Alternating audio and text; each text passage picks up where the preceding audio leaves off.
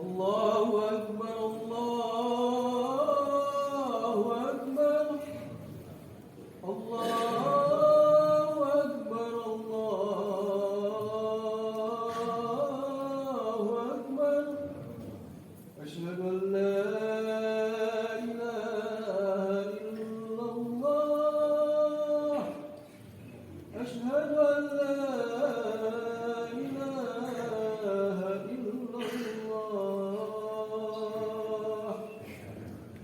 أشهد أن محمدا رسول الله أشهد أن محمدا رسول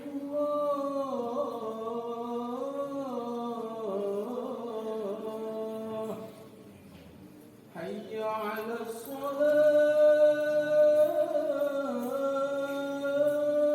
الصلاة حي على الصلاة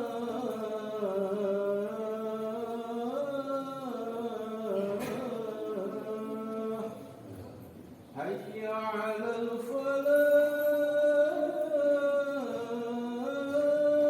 الفلاح حي على الفلاح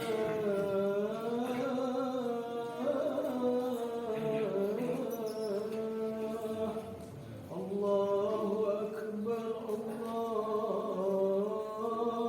الله أكبر لا إله إلا الله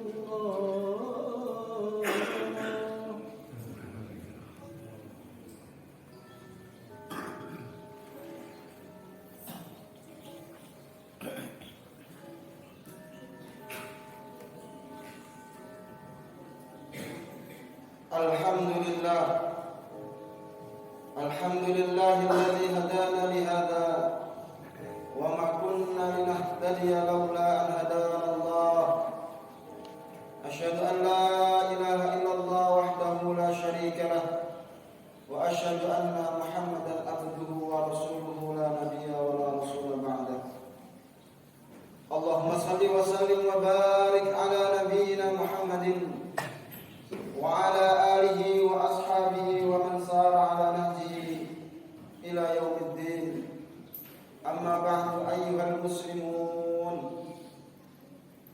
أوصيكم ونفسي بتقوى الله وطاعته فقد فاز المتقون قال الله تبارك وتعالى في كتابه الكريم بعد أعوذ بالله من الشيطان الرجيم يا أيها الذين آمنوا اتقوا الله حق تقاته ولا تموتن إلا وأنتم مسلمون يا أيها الذين آمنوا اتقوا الله وقولوا قولا سديدا يصلح لكم أعمالكم ويغفر لكم ذنوبكم ومن يطع الله ورسوله فقد فاز فوزا عظيما فإن أصدق الحديث كتاب الله وخير الهدي هدي محمد صلى الله عليه وسلم وشر الأمور محدثاتها فإن كل محدثات في الدين بدعة وكل بدعة ضلالة وكل ضلالة في النار معاشر المسلمين وزمرة المؤمنين rahimakumullah jami'an. Khatib pengen mengajak diri pribadi dan juga seluruh jamaah semuanya, mari kita tingkatkan ketakwaan kepada Allah Subhanahu wa taala dengan sebenar-benar takwa, menjalankan segala apa yang diperintahkan oleh Allah Subhanahu wa taala tau'an au karha, baik dalam kondisi kita taat ataupun dalam kondisi terpaksa. Kemudian kita tinggalkan segala larangan, baik itu yang terkecilnya maupun besarnya, baik dalam kondisi sendiri maupun rame-rame. Karena setiap larangan-larangan Allah menjadi bencana dan musibah bagi pelakunya. Ma'asyiral muslimin wa zumratal mu'minin, perlu kita pahami kembali ketika kita mengikrarkan pada diri kita bahwasanya kita seorang muslim, maka kita memiliki konsekuensi besar yang harusnya kita kerjakan dan kita pahami. Perbuatan atau pekerjaan tersebut butuh ilmu agar kita ketika mengerjakannya ala basirah, di atas petunjuk Rasulullah SAW.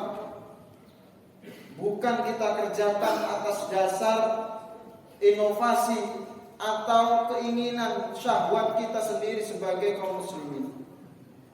Sebab di dalam diri manusia, selain Allah Subhanahu wa taala karuniakan akal untuk berpikir, Allah juga berikan syahwat yang selalu menggoda orang-orang.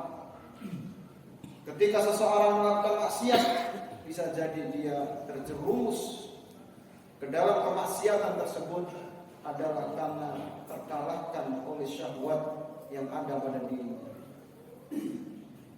Maka setiap kaum muslimin perlu mentelaah kembali bagaimana kondisi dirinya dalam memahami Islam itu sendiri. Jangan sampai ada di antara diri kaum muslimin yang menginginkan meninggal dalam husnul khatimah, kemudian menginginkan dalam kehidupannya selamat dunia dan akhirat, akan tetapi dia tidak paham terhadap syariat Islam yang kelak akan menyelamatkan dirinya dari api neraka.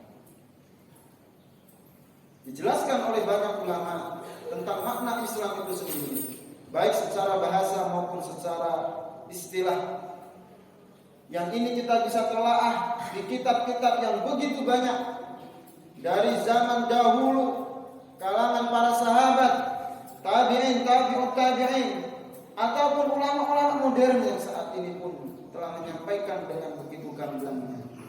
Akan tetapi dengan teknologi-teknologi yang begitu mutakhir sekarang ini, yang begitu handal, bahkan segala hal kita bisa dapatkan hanya sekedar kita membuka HP kita. Tetapi ketika kita berurusan dengan syariat Allah, seakan-akan informasi ilmu tersebut sampai di HP kita. Imam Mujahid rahimahullah ta'ala menjelaskan kalimat Islam adalah dengan sumber katanya adalah al-istislam, menyerahkan diri, tunduk dan patuh. Kalau kita gambarkan hal ini, bisa kita gambarkan seperti terjadi sebuah peperangan antara pasukan A dan pasukan B. Kemudian di antara keduanya melakukan serangan-serangan, baik itu dengan tembakan-tembakan atau dengan meluncurkan bom dan lain sebagainya. Dan di antara keduanya ternyata pasukan B kehabisan amunisi, dikepung dari semua arah. Kemudian dia melambaikan tangannya dengan mengangkat bendera putih, menunjukkan dirinya menyerah atau kalah. Maka ketika saat itu pasukan B akan siap untuk dibelenggu, diborgol. Dia siap untuk dipenjarakan. Dia siap untuk diseret-seret, harus siap untuk disiksa. Siap dia untuk melakukan seluruh perbuatan yang diperintahkan oleh pasukan. Karena orang yang ditawan tidak memiliki hak sama sekali terhadap orang yang menawan. Pertama, dia bebas, bisa makan seluruh makanan yang dia inginkan. Ketika dia sudah menjadi tawanan, tidak bisa bebas dia makan apa yang dia inginkan. Ketika dia bebas, dia bisa melakukan segala hal, jalan-jalan ke semua tempat yang dia inginkan, melakukan perbuatan-perbuatan yang dia inginkan dalam kehidupannya. Tetapi ketika dia menjadi tawanan perang, tidak sembarang dia bisa kerjakan perbuatan. Bisa jadi perbuatan yang dia kerjakan malah menambah siksaan terhadap apa yang dia lakukan tersebut. Itu namanya menyerah. Akar katanya itu sama, seperti kalimat istislam. Menyerah ini juga perlu kita pahami bahwasannya ketika seseorang itu sudah menyerahkan diri, mustahil dia akan mengoreksi terhadap orang yang menawannya. atau membangkang atau menolak atau bahkan melawan atau memberikan sanggahan-sanggahan terhadap apa yang telah disampaikan oleh pasukan. Karena terdapat rasa takut, rasa khawatir, dan berharap-harap agar dia tidak mendapatkan tambahan siksaan-siksaan dari pasukan. Tetapi berbeda kondisinya ketika kaum muslimin menyerahkan dirinya kepada Allah Subhanahu wa ta'ala. Ketika seseorang ditawan oleh orang lain, maka siaplah dia untuk dihinakan. Tetapi ketika seorang muslim menyerahkan dirinya terhadap syariat Allah Subhanahu wa ta'ala, terhadap risalah yang dibawa oleh Rasulullah Muhammad sallallahu alaihi wasallam, maka sebenarnya dia telah menyerahkan diri kepada penguasa langit dan bumi. Menyerahkan diri kepada Rabb Ar-Razzaq yang maha memberi rezeki. Menyerahkan diri kepada Zat Ar-Rahman Ar-Rahim, maha pengasih, maha penyayang. Terbanding berbalik ketika ditawan oleh pasukan perang, ditawan oleh manusia, tawanan tersebut dihinakan, tawanan tersebut dijadikan seperti binatang. Tetapi ketika dia menyerahkan diri kepada Allah Subhanahu wa ta'ala, maka dia harus siap untuk dimuliakan Allah Subhanahu wa ta'ala, siap mendapatkan kebahagiaan dunia dan akhirat, siap mendapatkan segala hal yang diinginkan oleh makhluk, keridhaan Allah Subhanahu wa ta'ala dalam kehidupan.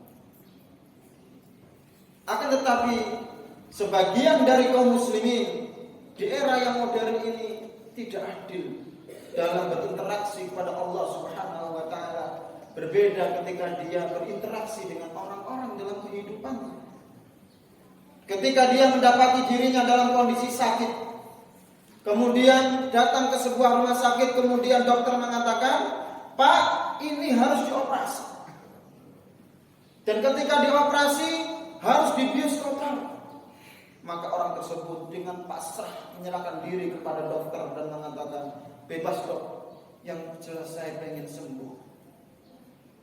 Tidak ada ceritanya orang ketika akan dioperasi kemudian dia katakan, "Saya akan lihat operasinya. Bisa jadi dokter menyuntikkan pada diri saya racun, bukannya obat. Memasukkan pada diri saya obat yang dosisnya melebihi dosis kemampuan tubuh saya. Bisa jadi ketika menjahit luka, arah jahitannya salah." Mustahil mengatakan seperti itu. Dia serahkan dirinya total, bahkan dia tidak sadar bangun-bangun seluruh operasi telah selesai. Tetapi kenapa kepada Allah Subhanahu wa ta'ala yang kita mengatakan diri kita sebagai seorang muslim, Allah katakan syariat A, kita pilih syariat selain syariat Allah Subhanahu wa ta'ala dalam kehidupan kita? Padahal Allah Subhanahu wa ta'ala mengetahui segala hal yang terbaik buat hamba-hamba. Tidaklah Allah takdirkan kepada seorang hamba kecuali itu yang terbaik buat hamba tersebut. Dokter yang bisa jadi meleset, sudah berapa banyak malpraktik, sudah berapa banyak kejadian-kejadian salah memberikan obat, kemudian pasiennya meninggal. Tetapi Allah Subhanahu wa ta'ala tidak mungkin pernah salah terhadap hamba. Kadang kita mendapati diri kita dalam kondisi tidak mampu, maka Allah tahu apa yang terbaik dalam kondisi kita, sehingga Allah berikan hal tersebut pada diri kita. Allah berikan kekayaan pada diri kita, maka Allah tahu bahwasanya hal itu terbaik buat diri kita. Tidaklah Allah takdirkan kecuali yang terbaik buat hamba. Kita lihat kisah Nabi Yusuf alaihissalam. Allah Subhanahu wa ta'ala berikan takdir yang terbaik buat hambanya. Saudara-saudaranya datang penuh dengan rasa iri dengki padanya. Kemudian dilemparkannya Nabi Yusuf ke sumur. Anaknya seorang nabi, dan dia bakal menjadi seorang nabi, orang yang bebas. tiba-tiba dilempar ke padang sumur dan jadi budak. Berada di tempat yang jauh di daerah Babilonia. Kemudian dibawa dijadikan budak di tempat yang namanya Mesir. Jauh luar biasa. Sekarang saja kalau kita harus berangkat dari Palestina menuju Mesir dengan darat saja membutuhkan waktu yang lama. Apalagi saat itu yang dilakukan dengan cara berjalan atau menaiki unta. Tetapi kita lihat, Masya Allah, takdir Allah yang terbaik. Tidak cukup dijadikan budak, dia juga ditawan di penjara. Ketika terjadi fitnah antara dirinya dan istri seorang raja atau istri seorang gubernur. Tetapi kita lihat di akhir, Allah Subhanahu wa ta'ala tetap jadikan mutiara itu mutiara meskipun terletak di dalam lumpur yang bau. Emas tetap emas meskipun berada di kubangan-kubangan kotor. Nabiullah Yusuf diangkat oleh Allah Subhanahu wa ta'ala dengan kemuliaannya, sebab diri dia lebih takut kepada Allah Subhanahu wa ta'ala dibandingkan mendatangi kemaksiatan terhadap istri seorang gubernur. Maka Allah muliakan, Allah pertemukan kembali dengan keluarganya, Allah datangkan kelembutan kepada saudara-saudaranya, dan Allah pertemukan dengan istri yang salehah. Masyaallah muslimin wa syukratul mu'minin rahimahumullah. Begitulah seorang muslim. Ketika Allah Subhanahu wa ta'ala mengatakan inna dina indallahi Islam, sesungguhnya agama di sisi Allah hanyalah Islam, maka yubadir, dia selalu menyegerakan dirinya untuk tunduk dan patuh kepada Allah Subhanahu wa ta'ala. Allah Subhanahu wa ta'ala mengingatkan kita di dalam Al-Quran, di dalam surah Al-Baqarah, menyampaikan tentang kisah Nabiullah Ibrahim. Idh qala lahu rabbuhu aslim, qala aslamtu li rabbil alamin. Ketika itu Allah Subhanahu wa ta'ala mengatakan kepada Nabiullah Ibrahim, wahai Ibrahim, berserah dirilah kau pada diriku. Maka Nabiullah Ibrahim mengatakan, qala aslamtu li rabbil alamin, saya berserah diri kepada Rabb seluruh. Maka kondisinya berbeda.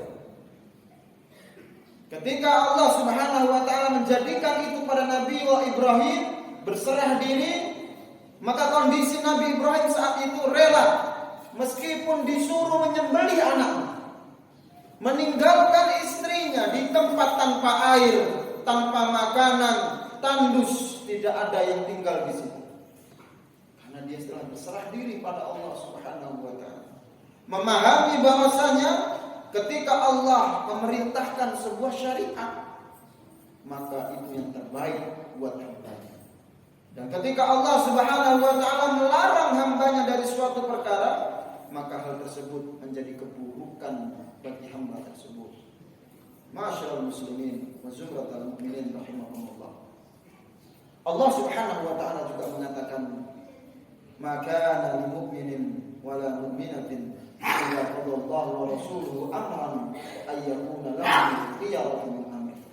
Tidak boleh bagi seorang mukmin laki-laki maupun mukmin perempuan ketika Allah Subhanahu wa ta'ala menetapkan sebuah perkara dalam urusannya, kemudian dia mencari selain Allah dan Rasulnya, mencari urusan-urusan, mencari perkara-perkara hukum-hukum lain selain apa yang telah Allah dan Rasulnya tetapkan. Modernisasi yang saat ini kita alami harusnya menjadikan kita lebih sadar bahwasanya kembalinya kita kepada Allah, berserah dirinya kita kepada Allah, tunduk dan patuhnya kita kepada Allah Subhanahu wa ta'ala adalah jalan keselamatan bagi diri kita. Baik itu hanya sekedar keluar masuk kamar mandi dengan menggunakan tangan kaki kiri dan kaki kanan, tidur miring ke arah kanan, makan yang baik dan juga halal, berucap yang baik, hal-hal yang kecil.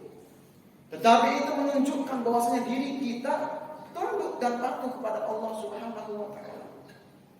Karena ketundukan dan kepatuhan ini harus dibarengi dengan kasih sayang, cinta kita pada Allah Subhanahu wa taala. Dan cinta inilah yang menggerakkan diri kita ketika tertidur lelap, kemudian Allah panggil, Allahu Akbar, Allahu Akbar.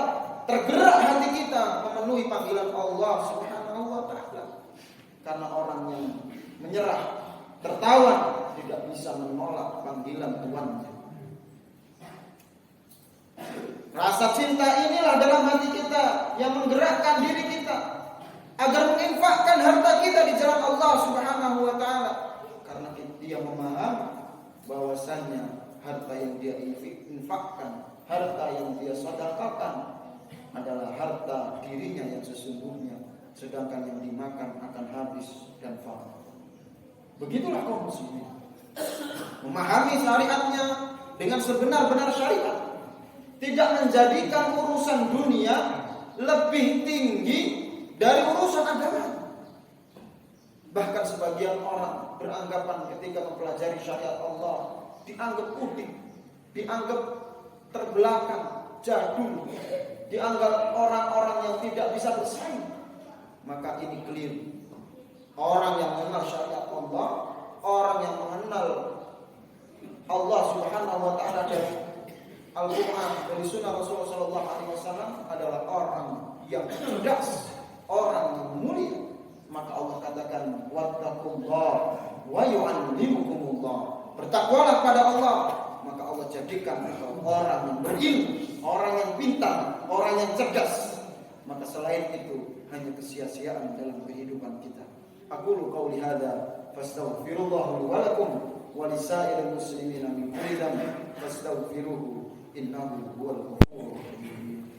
Allahumma salli ala sayyidina Muhammad wa ala ali sayyidina Muhammad. Alhamdulillah wa kafa